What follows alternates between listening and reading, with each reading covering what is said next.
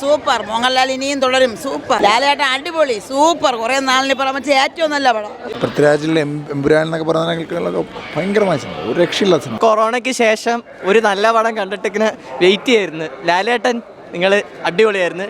Villain എടുത്തു പറയണം, അടിപൊളി. കുറേ വർഷങ്ങളായി കുടുംബത്തോട് ഒരു വന്ന് ഇപ്പം ഇറങ്ങുന്ന എല്ലാ വയലൻസും അതും ഇതും സെക്സ് റിലേറ്റഡും പടമാണ്. അപ്പോഴേ കുടുംബമായിട്ട് വന്നിരുന്ന് കാണാൻ അടിപൊളി. ചില സീൻസൊക്കെ കാണുമ്പോഴത്തേക്ക് നമ്മൾ ഭയങ്കരമായിട്ട് ഇമോഷണൽ ആയി പോകും. ഒരുപാട് കരഞ്ഞേട്ടോ. കംപ്ലീറ്റ് ആക്ടറുടെ കംപ്ലീറ്റ് എക്സ്പ്ലോറേഷൻ. കഴിഞ്ഞ ഒരു 10 കൊല്ലത്തിൽ വന്നതിലെ ഏറ്റവും കൂടുതൽ മോഹൻലാലിൻ്റെ പെർഫോമൻസ് പടം. ലാലേട്ടൻ നല്ല കുറെ കാലമായിട്ട് അടിപൊളി സിനിമ, ഒരു രക്ഷയില്ല. തുടരും.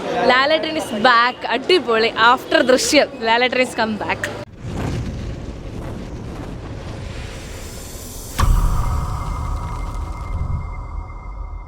നല്ല പടം, സൂപ്പറായിട്ടാണ്. നല്ല ഫിലിം. മോഹൻലാൽ ഭയങ്കരമായ നമ്മൾ പ്രതീക്ഷിച്ചിരുന്നൊരു മോഹൻലാലുണ്ടല്ലോ. പൃഥ്വിരാജിലെ എമ്പുരാൻ എന്നൊക്കെ പറഞ്ഞൊക്കെ ഭയങ്കര മാറ്റം, ഒരു രക്ഷയില്ല സിനിമ. മേക്കപ്പ് അടിപൊളി, ക്യാമറ അടിപൊളി, എല്ലാവരുടെ ആക്ടിങ് അടിപൊളി, ഗംഭീരം. വില്ലൻ നല്ല രസമുണ്ട്. ഗംഭീര വില്ലൻ. സൂപ്പർ. നല്ല പടം. അടിപൊളി. സൂപ്പർ.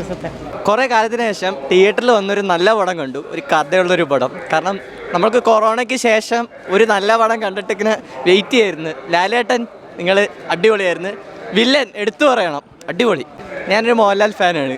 ലാലേട്ടൻ അഭിനയിക്കാൻ അറിഞ്ഞാത്തവരൊന്ന് വന്ന് കാണുക, തിയേറ്ററിൽ വന്ന് കാണുക, ഫാമിലിയോടെ വന്ന് കാണുക.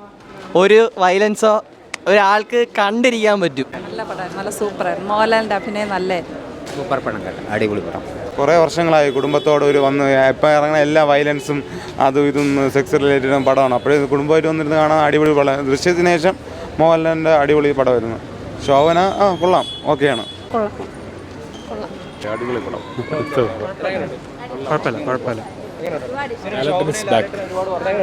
അവരുടെ ആ ഒരു കോംബോ നല്ല രീതിയിൽ വർക്കൗട്ട് ആയിട്ടുണ്ട്.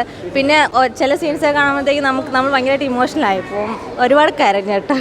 ഇഷ്ടപ്പെട്ടു, ഒരുപാട് ഇഷ്ടപ്പെട്ടു. കരഞ്ഞു. കുഴപ്പമില്ല. കിടില സിനിമ. സൂപ്പർ. സൂപ്പറായിരുന്നു. സൂപ്പർ. Nice film.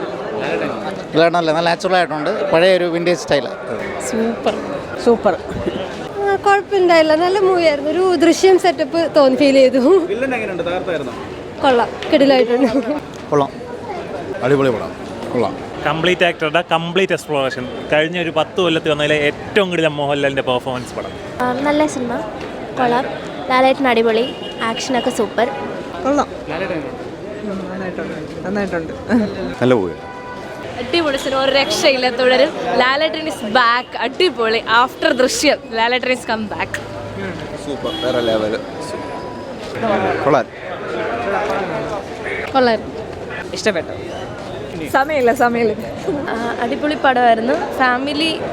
ഫാമിലിക്ക് ത്രില്ലറാണ്. ഒന്നും പറയല്ല. മോഹൻലാൽ അടിപൊളിയായിട്ട് ചെയ്തിട്ടുണ്ട്. ലാലേട്ടൻ നമ്മൾ ട്രെയിലറിൽ കണ്ട പോലെ തന്നെ അടിപൊളിയായിട്ട് ചെയ്തിട്ടുണ്ട്. ഒന്നും പറയാനില്ല. ഭയങ്കര സന്തോഷം.